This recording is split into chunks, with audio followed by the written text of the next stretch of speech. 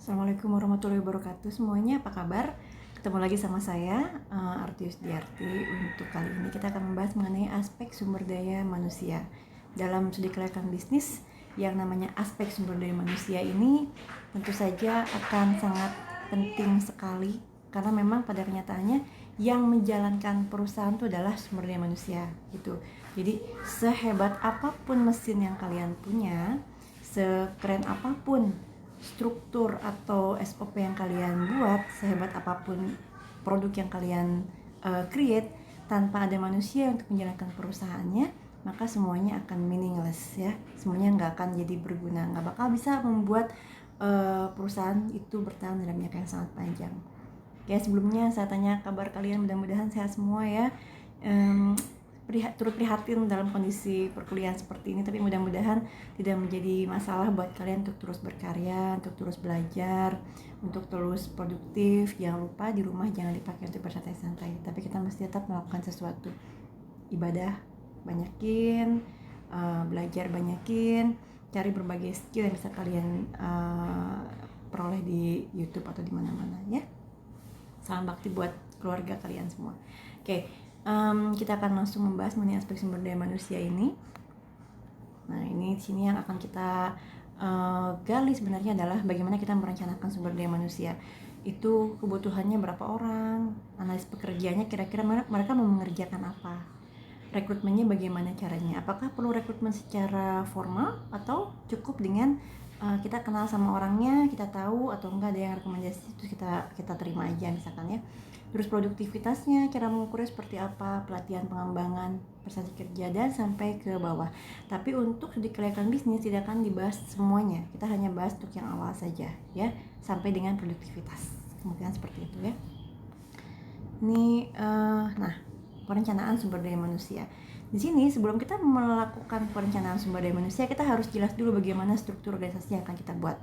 Apakah strukturnya mau flat atau strukturnya mau panjang, berjenjang, apa sampai bawah gitu. Nah, kalau strukturnya berjenjang ini akan membutuhkan banyak sekali orang yang menjadi puncak pimpinan.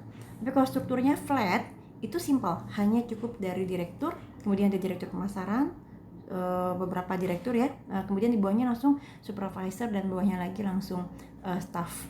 Atau mau lebih simpel lagi karena ini UKM, silahkan cukup satu direktur yang memegang segala macam hal dan di bawahnya ada pemegang uang doang seorang misalkan ya, pemasaran, sisanya semuanya staff. Feel free ya, itu tergantung perusahaan yang akan kalian buat. Kalau memang perusahaannya masih skala kecil, tidak perlu terlalu banyak struktur karena akan memberatkan kalian dalam memberikan salary, memberikan gaji ya, seperti itu. Jadi kita harus yakin dulu bagaimana strukturnya. Jangan sampai untuk beberapa hal yang penting kalian nggak punya strukturnya. Misalkan kalian tahu kalau misalkan untuk kalian berjualan kambing misalnya ya, itu butuh orang bagian pemasaran misalkan. Karena kalau bagian produksi kalian tinggal ngambil aja kambingnya dari peternak misalnya ya. Nah, kalau kalian nggak punya pemasarnya, maka buat apa? Kalian hanya nongkrong doang di pinggir jalan, kemudian menunggu orang datang, itu akan sulit. Itu kita harus jemput bola. Nah, atau enggak membuka struktur pemasaran yang akan dilaksanakan secara kontinu ya. Jadi ini mesti memikirkan betul. Kira-kira siapa key sukses factor dari person yang akan kalian andalkan untuk bisa mengembangkan perusahaan. Itu yang paling penting. Oke? Jangan sampai nggak ada. Seperti itu ya. Terus perencanaan bisnisnya itu harus membuat struktur organisasi. Oke. Biasanya ini yang struktur organisasi yang standar itu biasanya terbagi di 4 bagian, yaitu pemasaran. Itu wajib ada pemasaran ya. Atau kalian boleh sih nggak ada pemasaran, pemasarannya disebarluaskan melalui multi level marketing misalkan, bisa juga sih sebenarnya seperti itu ya. Atau enggak pemasarannya menggunakan perusahaan khusus bagian pemasaran, ada perusahaan khusus, jadi kalian pakai sumber daya manusia yang bersifat outsourcing, itu boleh ya. Tapi ini biasanya standarnya perusahaan itu punya bagian pemasaran, bagian finansial atau bagian keuangan, kemudian operasional yang terkait dengan produksi, bagaimana barang itu kemudian diperbanyak ya, disimpan dan dikemas dan didistribusikan misalnya. Kemudian juga bagian sumber daya manusia, itu biasanya yang paling standar. Ada juga yang menambahkan bagian IT dan research development jika memang memiliki sumber daya yang lebih luas lagi, terutama terkait dengan keuangan, seperti itu. Kemudian setelah dibuatkan struktur, maka kalian harus melanjutkan dengan melakukan analisis pekerjaan. Kira-kira pekerjaannya apa saja? Untuk bagian-bagian yang pekerjaannya memang berat, maka kalian harus membuat kedepannya struktur gajinya seperti apa. Jangan sampai struktur gaji antara manajer dengan supervisor sama misalkan. Sementara supervisor itu pendidikannya lebih rendah dibandingkan manajer. Nah ini berarti kan ada masalah dengan analisis jabatannya ya. Kalian harus tahu kira-kira si pemasaran tuh harus melakukan apa sih. Kemudian kira-kira harus seperti apa kualifikasi dari seorang pemasar misalkan seperti itu ya. Jadi jangan sampai kalian salah dalam merekrut gitu.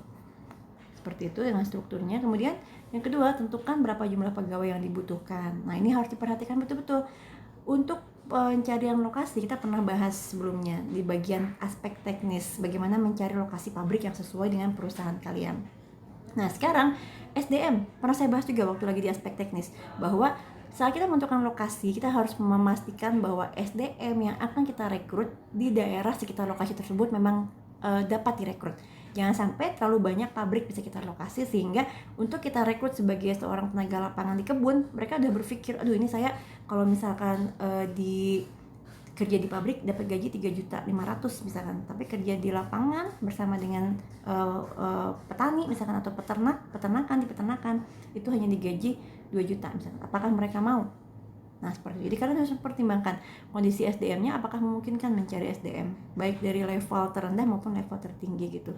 Terus UMR-nya seperti apa kalau misalnya kita menggunakan penggajian pada level manajer.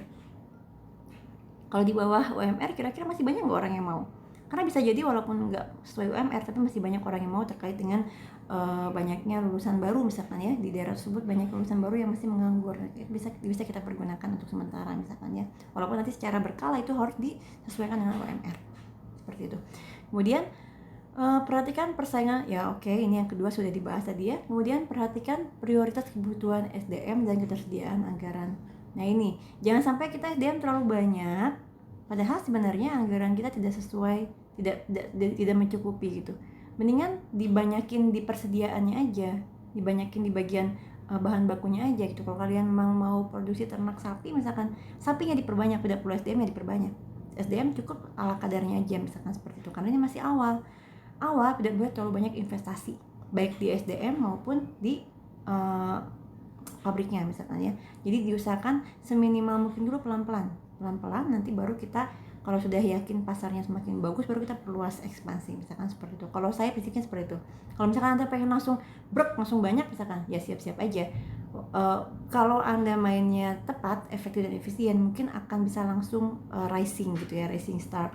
Tapi pada saat Anda jatuh, nah ini harus dipersiapkan karena memang sudah keluar banyak sumber daya, sudah keluar banyak waktu, banyak tenaga, dan kalau jatuh itu harus sudah prepare for the worst gitu ya. Jadi ini tergantung, semua strategi nggak ada yang salah, tergantung siapa diri Anda, apakah Anda seorang pencari resiko atau bukan pencari resiko misalkan ya, dan bagaimana sumber daya uang yang kalian punya, seperti itu ya. Jadi yang salah sebenarnya, silakan bebas. Kemudian perhatikan prioritas kebutuhan SDM. Oke. Jadi yang paling penting dulu ya, first thing first dulu, key success factor-nya itu loh yang harus kalian dahulukan gitu. Kemudian kualitas dan kuantitas SDM-nya, oke, dibahas tadi ya. UMR-nya tadi dibahas juga. Oke, jadi ini harus diperhatikan betul-betul. Jangan sampai kita membuat kesenjangan antara perusahaan yang memang bisa menggaji karyawan besar dan kita nggak bisa gaji karyawan, tapi kita paksakan mereka untuk kerja di kita. Nah ini nggak bakal long lasting perusahaannya. Lama-lama mereka akan keluar dari perusahaan secara berkala gitu ya. Seperti itu. Kemudian, nah ini analisis pekerjaannya ya, dapat Anda lihat di sini. Jadi membuat uraian pekerjaan. Kira-kira pekerjaannya itu bersifat seperti apa? Apakah manajerial atau teknis? Kalau manajerial berarti skill apa yang harus dia punya? Leadership misalkan ya. Jadi kalau misalkan dia skala manajerial itu wajib punya leadership skill. Nggak bisa kita masukin orang-orang yang nggak paham leadership ke dalam orang-orang yang bersifat manajerial. Oke, seperti itu ya. Kalau yang teknis gitu ya. Yang teknis, kalau yang maksimal banyaknya di teknis, dia nggak perlu leadership skill, is okay. Dia nggak perlu punya pendidikan yang tinggi, is okay, nggak masalah. Seperti itu. Jadi kita harus paham betul. Jangan sampai asal merekrut karena kalian tahu dia teman dekat saya. Ya, tapi dia kapasitasnya apa? Punyanya apa? kalian harus paham. Tapi kan Bu, semua orang dapat diarahkan Bu, dapat diajarin. Ya betul. Tapi walaupun dapat diajarin, setiap orang punya potensi tertinggi dalam bidang tertentu masing-masing. Kalian mesti paham. Ada yang memang orang bagian produksi jagonya. Ada yang memang orang bagian pemasaran jagonya. Karena dia pandai berbicara dengan orang, senang bertemu dengan orang baru, senang basa-basi, dan orangnya itu fighter misalkan ya. Dia bagian pemasaran cocok, senang di lapangan pula misalkan. Ya memang dia bagian pemasaran. Kalian bisa paham karakternya. Walaupun bisa kita latih, tapi karakter dasar akan mempengaruhi bagaimana pelampauan dari potensi orang tersebut. Seperti itu. Kalau emang jiwanya bukan jiwa senang ngomong sama orang, jiwanya senangnya banyak berhubungan sama komputer, sama binatang, misalkan tipe orang caretaker, dia bisa kalian paksakan jadi seorang pemasar. Dia tersiksa, kita juga tersiksa, sama-sama tersiksa. Karena dia juga pasti bakal merasa ini bukan kerja, ini seperti penjara itu. Jadi kita membuat gimana caranya orang itu memahami potensi dia dan kerja di bidang yang memang dia suka. Karena setiap orang kerja di bidang yang dia suka, maka setiap hari adalah bermain gitu. Setiap hari adalah gaming gitu seakan-akan. Nah, disitulah letak kebahagiaan orang gitu. Pada saat dia bekerja itu dia happy, nah disitu berarti Anda sebagai seorang manajer berhasil mencari karyawan yang sesuai dengan posisi yang kalian cari. Jadi kita harus smart melihat bagaimana karakter dasar dari orang tersebut. Seperti itu ya. Oke, kalau orangnya tekun, teliti ya, berarti kita mau jadikan apa? Nah, kita lihat berikutnya ya. Oke. Nah, ini contoh uraian pekerjaan di level manajerial. Kalian lihat sendiri ya. Untuk manajer finansial itu kalian harus paham bahwa dia itu harus mengetahui tentang keuangan, mengetahui debit kredit, mengetahui, dan orangnya wajib teliti.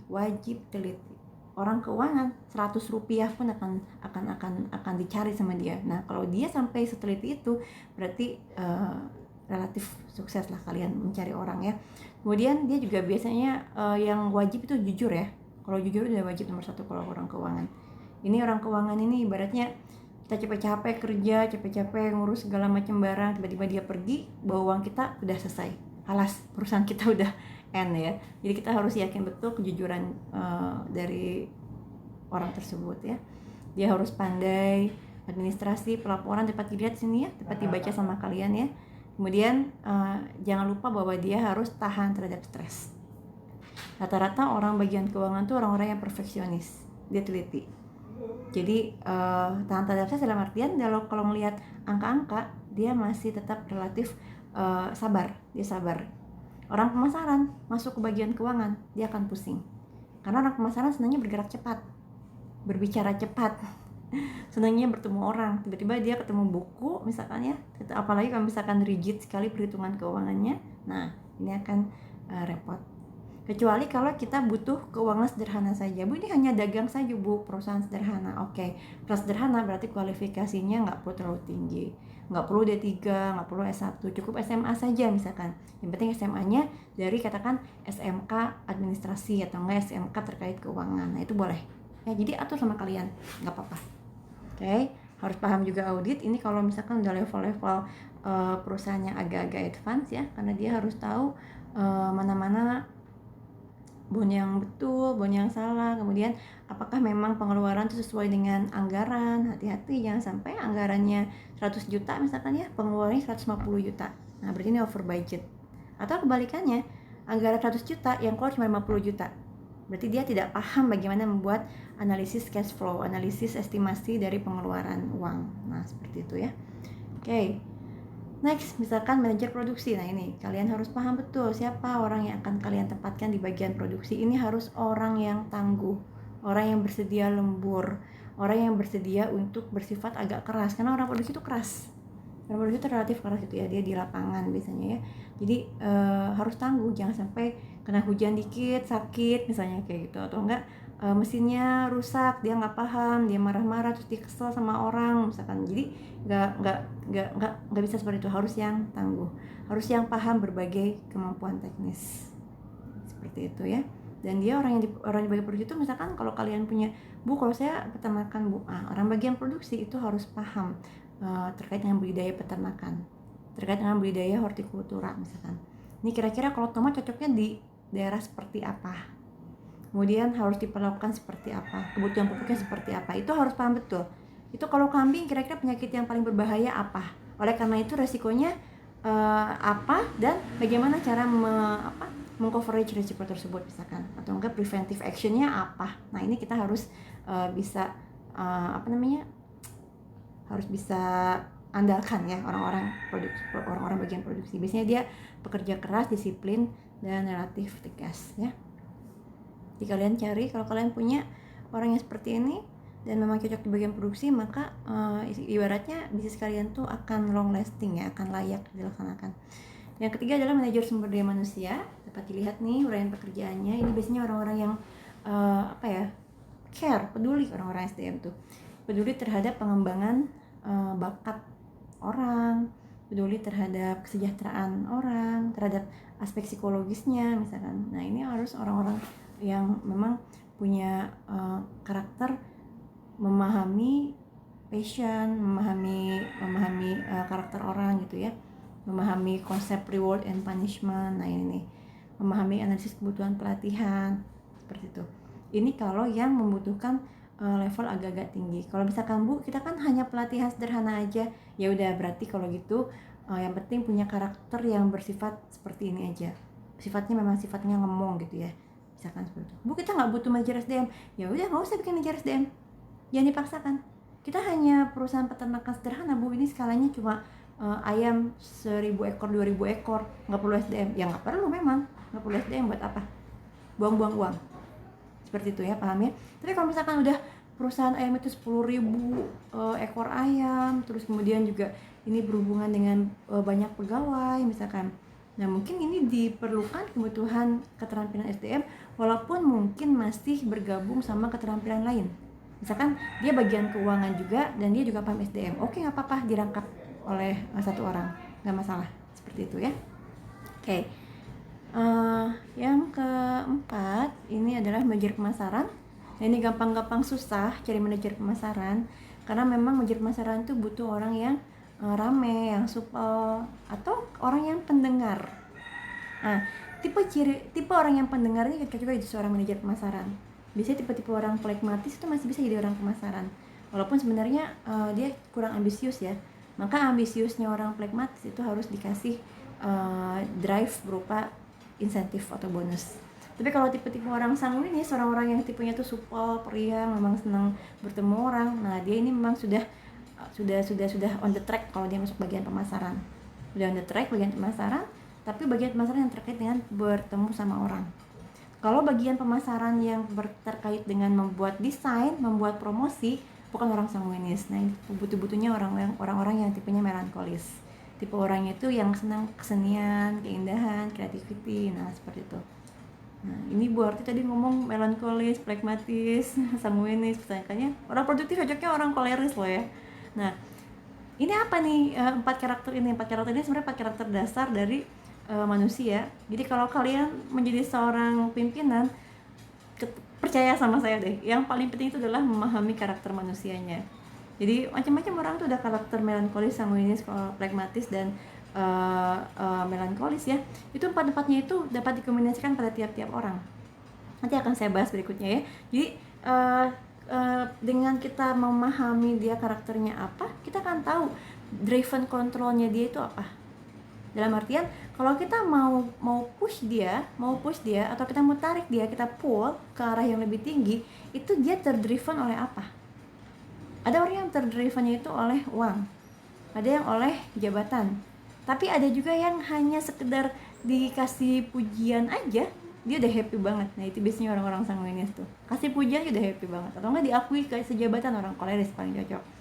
Nah orang-orang melankolis kasih apa? Nah ini kita akan pendekatan, kebaikan hati, pengakuan gitu misalkan. Nah itu kebutuhan orang tiba-tiba, nggak semua orang bisa di drive dengan uang. Nah seperti itu ya. Jadi pada saat kita memahami sumber daya manusia dan membuat mereka bekerja sesuai dengan apa yang kita inginkan, nah ini adalah tantangan terbesar bagi seorang pengusaha. You can make a very beautiful, a very powerful proposal ya, tapi pada kenyataannya yang menjalankannya itu loh, manusianya itu loh, memang harus dapat diandalkan. Walaupun memang ini apa ya, learning by doing ya, ibaratnya itu pelan-pelan, karena kita nggak bisa tahu orang yang kita pikir jujur ternyata dia malah mengelabui kita nggak pernah tahu, memang kita nggak pernah tahu. Jadi emang pelan-pelan, makanya kasih kepercayaan sama orang pun pelan-pelan, percayaan, jangan langsung brek semuanya dipegang sama satu orang, salah. Kalau kalian mau berwirausaha, kalian turun, nggak bisa kalian saya punya manajer bu, nggak bisa, masih awal-awal kalian turun sambil kalian pelan-pelan melihat karakter orang-orang yang di bawah kalian tuh seperti apa. Siapa di antara mereka yang paling dapat dipercaya? Siapa yang paling amanah? Siapa yang paling pintar? Siapa yang paling bisa memahami karyawan lainnya? Nah, ini yang kalian akan angkat jadi seorang manajer. Siapa yang punya kepedulian yang lebih tinggi terhadap perusahaan misalkan. Itu akan kelihatan. Kalau kalian nggak turun ke perusahaannya, kalian sekedar saya owner bu, owner tuh kan punya duit bu, ngapain turun? Iya, ngapain turun, emang bener ngapain turun. Tapi kalian, dari mana kalian tahu orang-orang yang kalian hire itu orang-orang yang kompeten? Tiba-tiba barang kalian hilang, tiba-tiba penggelapan uang di mana-mana misalkan, tiba-tiba nama baik perusahaan jatuh. Nah, jadi bisa seperti ini. Jadi pelan-pelan kita cari siapa yang kira-kira bisa kita andalkan. Dan memang pasti yang namanya awal berwirausaha, kaki di kepala, lagi di kaki, nggak apa-apa. Tapi lama-lama setelah kalian punya orang kepercayaan, nah kalian bisa stabil dan kalian bisa membuka usaha lain seperti itu ya. Jadi nomor satu adalah kita harus turun, kita harus pahami tiap orang, kita harus pahami karakternya, kita harus pahami skillnya seperti apa, kita harus pahami attitude-nya seperti apa. Skill, knowledge, attitude, always that 3 point ya. Skill, knowledge and attitude-nya dia, and karakter ya mungkin ya. Nah, kita akan lihat ke arah situ, itu akan mempengaruhi penilaian kita terhadap manusia seperti itu ya. Oke, ini kriterianya dia harus paham konsep pemasaran yang sekarang, yang terkini. Orang-orang zaman sekarang tuh jarang iklan di TV. Iklan di TV semakin lama semakin menurun. Semua pindah ke elektronik, ke internet, semua pindah ke YouTube, semua pindah ke media sosial ya. Udahlah lebih murah dan sesuai dengan sasaran. Maksudnya seperti nanti kita bahas ya. Karena sebenarnya ini ada smart marketing, kalian mungkin boleh cari-cari di internet ya terkait dengan smart marketing. Karena pada saat kita melihat YouTube, melihat media sosial, sebenarnya secara nggak langsung saat kita klik term and agreement, kita kan install Instagram, install Facebook, install Twitter. Saat kita klik term and agreement, sebenarnya kita sudah memberikan data kita pada si pembuat aplikasi, dan dia bisa melihat kita kondisinya seperti apa, kita orang seperti apa. Makanya kalau kalian lihat yang keluar di media sosial kalian, iklan-iklannya sesuai banget seperti yang kalian butuhkan. Kayak saya sebagai ibu rumah tangga nih ya, itu kalau di Facebook itu yang keluar iklannya itu iklan tentang cara memasak, model baju misalkan, atau enggak cara bercocok tanam misalkan. Nah, yang keluar memang untuk ibu rumah tangga, pengajian misalnya, itu yang keluar seperti itu iklannya. Kok sepertinya dia paham gitu ya, emang dia paham karena dia sudah mengambil data kita gitu. Ini yang namanya pengambilan data itu udah sangat lumrah saat kita menginstall sebuah aplikasi. Jadi kalian jangan kaget kalau kalian pikir sekarang Zoom banyak ambil data, ya nggak Zoom aja, semua juga gitu ya seperti itu. Oke, jadi sebenarnya dengan itu kita akan bisa meng-create siapa pangsa pasar yang paling cocok buat iklan yang akan kita jual, produk yang akan kita jual misalkan ya, sesuai dengan pangsa pasarnya. Seperti itu. Orang yang pemasaran yang udah jago, mereka akan paham sampai ke sana. Oke, karakternya harus percaya diri, kreatif, proaktif ya, harus up to date, dan dia harus mampu berkomunikasi lisan maupun tulisan. Nah, mampu berkomunikasi ini juga dalam artian kalau pemasaran itu harus tahan banting, tahan mental. Mereka harus siap dicuekin 3 jam sama pemilik perusahaan B, tempat kita mau jual barang kita. Misalkan katakan kita mau jual pakan ke tengkulak terbesar desa tersebut misalkan. Itu kita namanya cuekin, namanya dientengin. Itu kalau misalkan nggak tahan banting, ya nggak usah jadi pemasar, nggak bisa. Ya, seorang pemasar tuh harus tahan banting, harus kuat mental, dan harus bisa menerima berbagai macam perspektif manusia gitu ya. Memang seperti itu kondisinya. Oke. Nah, ini kondisi rekrutmen, seleksi dan orientasi kita nggak bakal bahas banyak. Yang jelas kalau rekrutmennya itu sederhana, perusahaannya sederhana, kita cukup menggunakan rekrutmen oleh diri kita sendiri aja. Tapi kalau kita perusahaan yang besar seperti pemilik perbankan atau apa, maka rekrutmen bisa dilakukan oleh outsourcing lembaga yang memang khusus untuk melakukan rekrutmen. Contohnya expert ya, dulu saya waktu lagi di Bank Niaga untuk mencari manajemen trainee itu dia menggunakan expert, bukan Bank Niaganya yang merekrut. Gitu, seperti itu ya. Ini nggak akan dibahas lebih lanjut. Kompensasi, nah ini juga kalian harus pertimbangkan kompensasinya. Tidak ada proposal bisnis yang ibaratnya gini, kenapa saya dari kemarin bilang sama kalian, tolong jangan bikin bisnis yang ece-ece, tolong jangan bikin bisnis yang terlalu simpel, karena kita bicara bisnis yang dapat mendukung hidup kalian, dapat mendukung hidup karyawan kalian. Nah, di sini zaman sekarang orang udah saingan terkait dengan gaji misalnya ya. Kita kalau nggak bisa kasih insentif yang lebih tinggi, plus kita juga orangnya misalkan kurang pandai memperlakukan karyawan, itu karyawan kabur.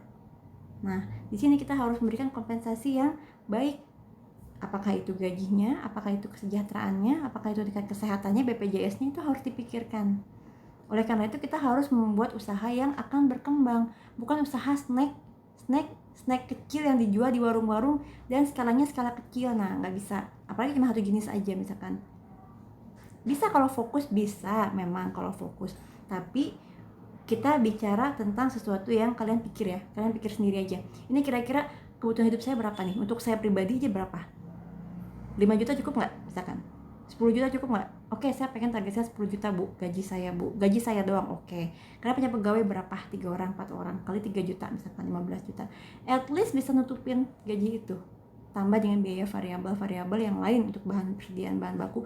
Seperti itulah kondisi omset kalian, paham ya? Jadi kalau misalkan kalian berpikirnya hanya jualan snack yang terbuat dari sayuran dan hanya satu jenis aja, nah itu nggak bisa long lasting gitu, seperti itu. Bisa sih kalau untuk skala mahasiswa, tapi nanti kalian akan punya keluarga, kalian akan punya karyawan. Nah, kita harus berpikir yang relatif panjang ya, seperti yang contoh ada mahasiswa yang membuat pakan misalkan, saya setuju banget, karena kalau misalkan membuat pakan itu kita punya banyak peternakan di Bogor aja, itu daerah Parung ya, itu peternakan ayam tuh luar biasa banyak sekali gitu, daerah Cilengsi, daerah mana itu kan udah jadi sentranya misalnya. Atau enggak, saya mau bikin pakan lele bu, aduh udah paling bagus deh pakan lele, karena di Parung itu kan juga banyak sekali lelenya misalnya, itu mereka harga pakannya terlalu mahal, kalian bikin yang relatif murah dan bagus misalkan, kita punya pangsa pasar yang bagus dan akan berkembang. Nah, jadi gitu, cari usaha yang bagus, pangsa pasarnya jelas dan akan berkembang, paham ya? Oke, mungkin seperti itu. Nah, ini ya, jadi saya ulang tadi yang apa saya sampaikan sama kalian, bahwa aspek SDM itu kenapa jadi sangat penting ya. Walaupun usaha kalian masih usaha kecil, hanya 2 orang 3 orang, tapi dapat dipercaya orangnya dan memang punya skill, knowledge, and attitude yang memang sesuai dengan kriteria kalian, itu usaha akan terus berkembang, akan terus jalan. Seperti itu. Jadi, don't waste your time untuk menangani orang-orang yang memang susah untuk ditangani. Kasih, walaupun bukan berarti bu saya udah ngerekrut orang nih tapi ternyata salah, langsung saya pecat aja, nggak juga. Kasih kesempatan, karena kita harus selalu memberikan second chance sama orang ya. Second chance-nya kasihlah tambah 6 bulan, masih juga nggak bisa, baru boleh pecat, istilahnya seperti itu. Tapi kasih pelatihan juga, nggak bisa kalian langsung menganggap orang itu buruk tanpa kalian kasih pelatihan. Kalian nggak coaching, nggak kasih pelatihan, terus kalian langsung bilang ini orang buruk bu, nggak bisa. Kita juga harus fair dalam menangani karyawan ya, seperti itu. Mudah-mudahan kalian jadi pengusaha yang sukses dan paham bagaimana untuk membuat sebuah analisis kelayakan terkait dengan sumber daya manusia. Terima kasih banyak atas perhatiannya. Assalamualaikum warahmatullahi wabarakatuh.